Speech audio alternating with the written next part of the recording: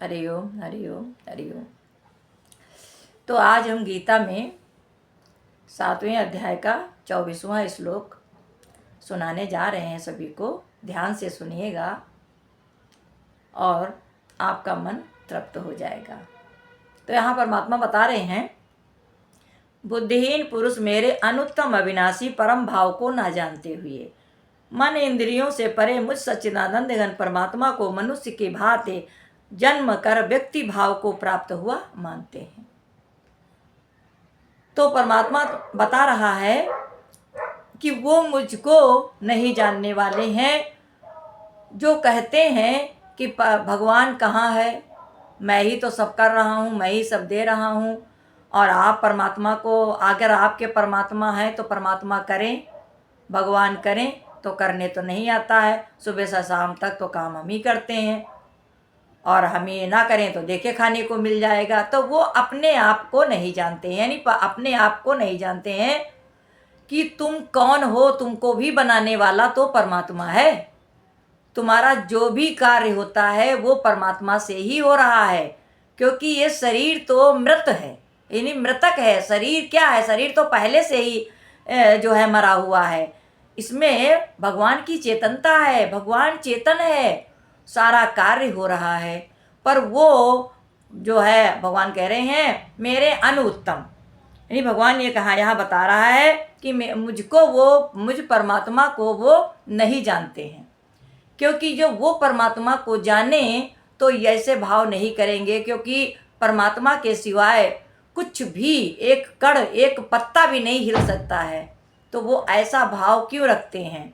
तो यहाँ परमात्मा बता रहा है, बुद्धिहीन पुरुष मेरे अनुत्तम अविनाशी परम भाव को ना जानते हुए, एक परमात्मा सबसे परे है, ये वो नहीं जानते हैं कि परमात्मा जो है वो निराकार है, उसका आकार नहीं है, उसका कोई रंग रूप आकार है ही नहीं।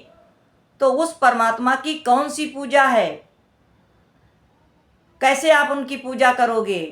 परमात्मा ही है, महसूस करो, अनुभव करो कि मेरी आंखें खुली तो जगत दिखा। तो जब आंखें खुली तो जगत दिखा।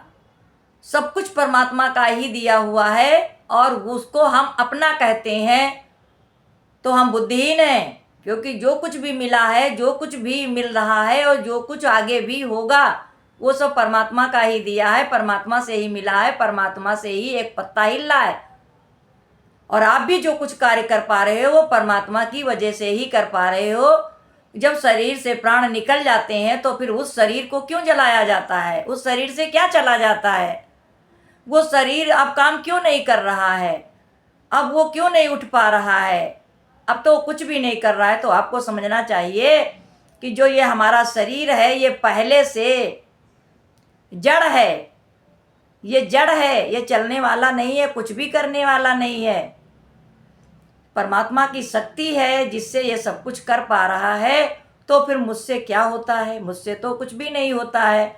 सब परम करण करावन अपयाप मानुष के कछु नाही आत, मानुष कर्म करत बहुभात और मानुष कर्म सब व्यर्था जात।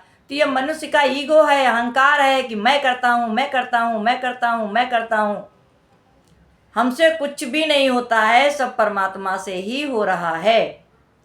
तो भगवान कह रहे हैं कि वो बुद्धिहीन मुझको नहीं जानते हैं और ना जानना चाहते हैं, अहंकार के वश। तो भगवान कह रहे हैं कि वो मेरे परम भाव को ना जानते हुए मुझको भी कहते हैं कि मैं भी मरने वाला और जन्मने वाला हूँ। पर परमात्मा कभी मरता ही नहीं है, वो तो अजर अमर अविनाशी है, अजर अमर अविनाशी है। वो आत्मा सर्वमम रूप है और आत्मा है तभी तक सब कुछ है। आत्मा नहीं है तो कुछ भी नहीं है। हमारे शरीर का खेल खत्म हो जाता है। जब हमारे शरीर से प्राण निकल जाते हैं फिर दोबारा प्राण नहीं पड़ सकते हैं ना। डॉक्टर भी कहता है कि जो मेरा कार्य था मैंने कर दिया, अब ऊपर वाले के हाथ में है। डॉक्टर भी नहीं कुछ कर सकता है, उसके हाथ में भी कुछ नहीं है। वो ऑक्सीजन वेंटिलेटर पर तभी डाले रहेगा जब तक श्वास है। श्वास नहीं है तो वेंटिलेटर भी काम नहीं करता है। तो परमात्मा कह रहा है बुद्धिहीन लोग वो मुझको नहीं जानते। वो कहते हैं मैंने किया मैं ही करूँगा, मैं नहीं करूँगा तो कौन करेगा। और आपके परमात्मा है तो आपका परमात्मा करें, परमात्मा दें, परमात्मा खिलाएं, परमात्मा पिलाएं। ऐसे ऐसे लोग बोलते हैं परमात्मा को ना जानने वाले। पर परमात्मा